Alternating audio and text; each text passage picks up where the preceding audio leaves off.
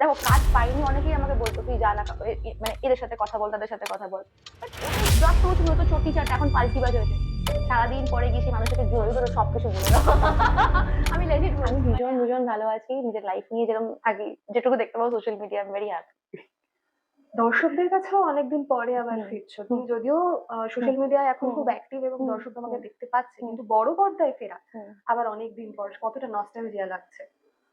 Nostalgic লাগছে, তার থেকে বেশি লাগছে হচ্ছে নার্ভাস, কারণ ক্যারেক্টারটা অন্যরকম, নতুন একটা আমি ক্যারেক্টার প্লে করবো, যেটা আমার যা আমি যে কাজ করেছি সেই জনরা থেকে অনেকটা আলাদা। তো সেটা দর্শক কতটা মানে মেনে নেবে, তাদের কতটা ভালো লাগবে, আমি এই নিয়ে ভীষণ নার্ভাস।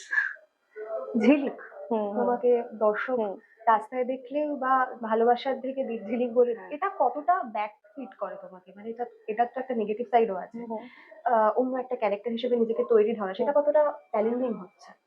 দেখো আমার মনে হয় ঝিলিক মানে ঝিলিককে ভালোবাসে সে একটা স্টিগমা হয়তো রয়ে গেছে মানুষের জীবনে, কিন্তু আমি যদি ক্যারেক্টারটাকে ফুটিয়ে তুলতে পারি তাহলে মানুষ বিশ্বাস করে নেবে যে হ্যাঁ ও শুধু ঝিলিকও না, ও এবার শ্রুতিও।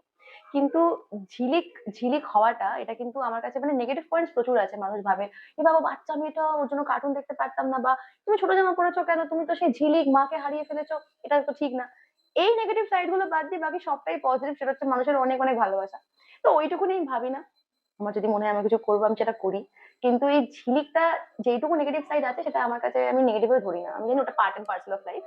I just love being Jhilik. মানুষ আমাকে এখনো যখন তাকে চিনতে পারে আমি সবাইকে ভীষণ মানে রেসপেক্টের সাথেই সবসময় ছবি তোলার চেষ্টা করি, কারণ আমি মনে করি এটা জগন্নাথের দেওয়া জিনিস, তো এটা গিফট, এটা আমি কখনোই মানে এমন কিছু করবো না যেটা না থাকে আমার কাছে। আহ, এই যে একটু ব্যাকফুটে চলে যাওয়া বেশ হুম হুম কিছুদিনের হুম হুম জন্য, হুম। এটা কি লাইফের একটা পার্ট বলে তুমি ধরে নিয়েছো, নাকি এটার পিছনে কোনো কারণ আছে, বা কারণ আছে, বা পলিটিক্যাল কোনো কারণ আছে হুম বলে হুম। তুমি মনে করো? দেখো সত্যি কথা বলতে লাইফের তো পার্টি, আমি আলটিমেটলি ডেস্টিনিতে তো বিশ্বাস করি।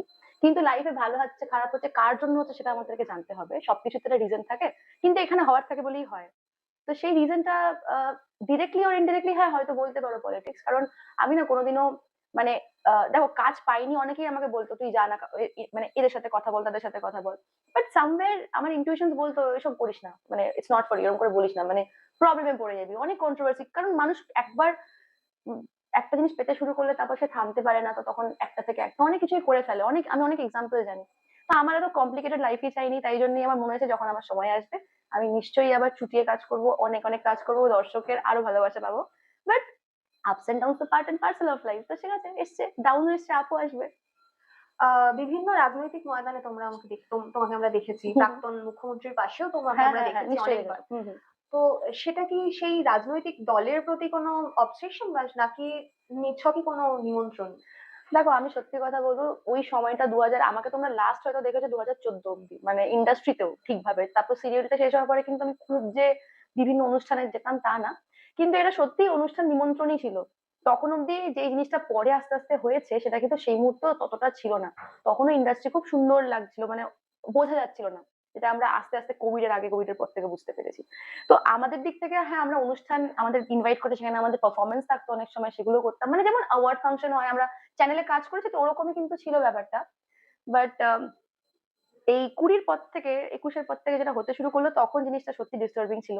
তখনও আমার কাছে বিভিন্ন উত্তম কুমারের স্মরণে সেই কার্ড এগুলো সবই কিন্তু আমার কাছে এসছে আর্টিস্ট ফোরাম থেকে।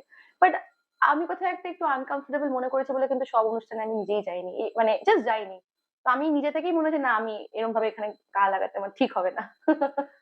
এই যে রাজনৈতিক বিভিন্ন কাজ কাণ্ড হুম কারখানা হুম আসছে হুম হুম সামনে, হুম তুমি নিজে যেহেতু বহুদিন ইন্ডাস্ট্রির হুম সাথে হুম যুক্ত, তুমি হুম। কিছু ফেস করেছো এরকম কিছু, যে খুব ডিস্টার্বিং লেগেছে, বা এটা না হলেও পারতো, এরকম কিছু? দেখো আমার নিজের জন্য কোনো খারাপ লাগা নেই, কারণ আমি মনে করি আমি কাজ করেছি, সেই বদলে মানুষ আমাকে অনেক ভালোবাসা দিয়েছে, আমার একটা মানে আমার একটা নোন ফেস আমি তো। তো আমার কোথাও একটা গিয়ে আমার অনেক ফেসিলিটিস আমি পেয়ে যাই, বিকজ আমি পাবলিক ফিগার, নোন ফেস বলে। কিন্তু যারা ক্যামেরার পেছনে ছিল, যারা এখন সব কথা বলছে আর্টিস্ট ফোরামে এসে কান্নাকাটি করছে, আমার কিন্তু তাদের জন্য বেশি খারাপ লেগেছে, বিকজ আমি কোনো না কোনো ভাবে ভগবান আমাকে কিছু না কিছু করিয়ে দিয়েছে, বিকজ আমার মুখ মানুষ চেনে, মানুষ কোথাও একটা গিয়ে আমাকে ভালোবাসা দিচ্ছেই, 90% এর মধ্যে 80% দিচ্ছেই দিচ্ছে। কিন্তু ওনারা হেয়ার ড্রেসার, আমাদের মায়েরই হেয়ার ড্রেসার, তিনিও কিছুদিন আগে শ্রাবণী দি কাঁদছিলেন, আমি দেখলাম ভিডিও ফেসবুকে। তো এইগুলো আমার খুব খারাপ লেগেছে, যারা কাজ পাওয়ার দরকার ওদের, ভাই ওদের কাজ ছাড়া মানে ওইটাই ওদের কাজ, ওরা কিন্তু অন্য কিছু করতে পারবে না, কেন তোমরা এরকম করছো তাদের সাথে? কাজ তো সবাই ডিজার্ভ করে। আমি আমি ঠিক আমার কিছু না কিছু করে নিয়েছি, আমি পড়াশোনা শেষ করেছি, ব্লগিং শুরু করেছি, দেখো এখন আমি ইনফ্লুয়েন্সিং করতে করতে এমন জায়গায় চলে গেছি না, আমি যদি মনেও করি আমি এখন 1 বছর কাজ করব না, আমার কিন্তু ঠিক হয়ে যাবে। হয়তো আমি সিরিয়াল করার মতো প্রত্যেক মাসে আমার একদম পে চেক পার্মানেন্ট আসছে না, কিন্তু আমার লাইফ থাকছে, মানে লাইফ অ্যাজ লাইক আমি ঘুরে বেড়াচ্ছি, I can do whatever the hell I want to do. এটা একটা অনেক বড় পাওনা। কিন্তু এর মানে এই না আমি সিরিয়ালকে ডিসরেসপেক্ট করছি, ওটা একটা ফেজ ছিল, ওটা হয়ে গেছে। এরপরের ফেজটাই তোমরা কিন্তু আমাকে পুরোপুরি কাজেই দেখবে। তাও কিন্তু তোমাকে চটি চাটা বলা হচ্ছে, হুম হুম তাও হুম হুম কিন্তু হুম। তোমাকে বলা হচ্ছে তুমি হ্যাঁ হ্যাঁ, প্রাক্তন পাল্টি খেয়েছি, পাল্টি হ্যাঁ হ্যাঁ খেয়েছি। হ্যাঁ হ্যাঁ হ্যাঁ। এবং আরো একটা বড় বিষয় সেটা হচ্ছে তুমি ব্রাত্য বসুর মেয়ে, এটা আমরা শুনেছি, সোশ্যাল মিডিয়া আমরা হুম এটা দেখেছি। হুম হুম হুম। এটা সম্বন্ধে তুমি কি বলবে? তুমি কি সত্যি ব্রাত্য বসুর সাথে কোনোভাবে অ্যাসোসিয়েটেড? আমরা তো জানি না। দেখো ব্যাপারটা হচ্ছে, আমি ক্লিয়ার করে দিই, আজকে আমি সত্যি এটা ক্লিয়ার করতে বসেছি, আজকে এটাই মোটো আমার। আমি ব্রাত্য বসুর মেয়ে নই। ব্রাত্য বসু আমার জ্যাঠা, কাকা, মামা, মেসো, দাদু, হোয়াট এভার তোমরা যে কোনো সম্পর্কেই লিঙ্ক করো না কেন, কোনোটাই নয়। এমনকি আমার বাবাও নয়। আমার বাবা চন্দন বসু, আর সে কোনোভাবেই টিএমসির সাথে লিঙ্কড না, ঠিক আছে?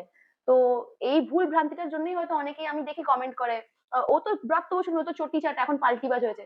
আমি কোনোদিনও অফিসিয়ালি এসে কোনো ঝান্ডা তুলে বলিনি যে আমি এই পার্টি সাপোর্ট করি। আমি শুধু ঠিক ভুল দেখে যখন আমার মনে হয়েছে এবার আমার কিছু জাজমেন্ট দেওয়া উচিত, আমি তখন জাজমেন্ট দিয়েছি। এখনো যারা মনে করে আমি ব্রাত্য বসুর মেয়ে, আমি তাদের উদ্দেশ্যে বলছি আপনারা একটু রিসার্চ করে নেবেন। আমি সত্যি, আমি যাদবপুর এরিয়ার মেয়ে, মানে আমার খবর এখানে যে কেউ পেয়ে যাবে। আমি কোনোদিনই ব্রাত্য বসুর মেয়ে ছিলাম না, নইও। অ্যান্ড আমি টিএমসির সাথেও কখনোই পলিটিক্যালি অফিসিয়ালি লিঙ্ক ছিলাম না। আমি জাস্ট যে কোনো সিটিজেনের মতো একজন ভোটার, ভোট দিয়ে গেছি।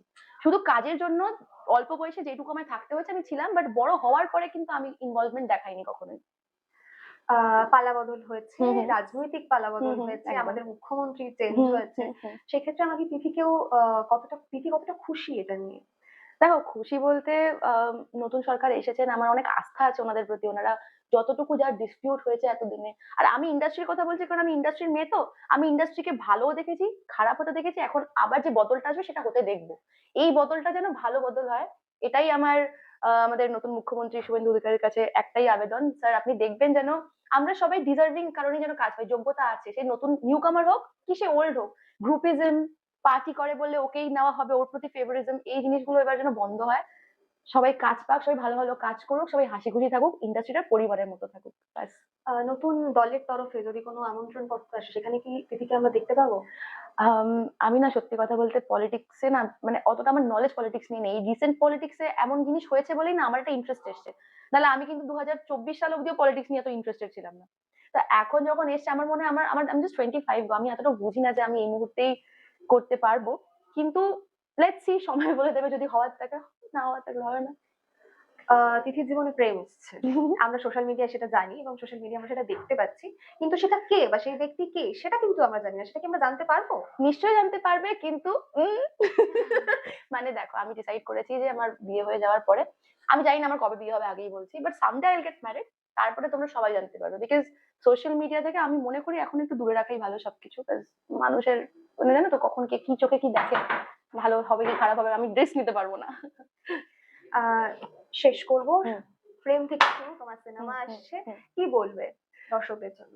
প্রেম থেকে শুরু সিনেমা নিয়ে একটাই কথা বলবো, আমরা ভীষণ ভীষণ এক্সাইটেড, আমি তো খুবই নার্ভাস। আমরা সবাই মিলে গ্রুপ হার্ড ওয়ার্কে চেষ্টা করবো একটা খুব ভালো গল্প, উম, যাতে তোমরা তোমাদেরকে উপহার দিতে পারি। অ্যান্ড তোমরা সবাই আমাদেরকে আশীর্বাদ করো, আর আমাকে যেরকম করে ভালোবাসা দিয়ে গেছো দিও, আশা করছি আমি করতে পারবো।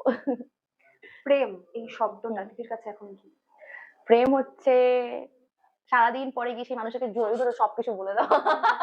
আমি লেজিট বলছি, মানে আমি, আই মিন এরকম হয়নি কখনো তো আমার সাথে, জানো তো, যে একটা মানুষকে আমি মন খুলে সব বলতে পারছি, আমি ভাবতে হচ্ছে না সেকেন্ড টাইম। তো এটাই যখন হয়েছে, এখন এটাই আমার কাছে প্রেম, মানে যাকে আমি মন খুলে বলবো, আমাকে ভাবতে হবে না যে আমায় জাজ করবে, কিছু বলবে, নাথিং। তো এটাই কম্প্যানিয়নশিপ, জাস্ট ওই একসাথে বড় হওয়া আমার কাছে প্রেম, গ্রোথ, গোলস ক্রিয়েট করো একসাথে। ঠিক আছে, থ্যাংক ইউ।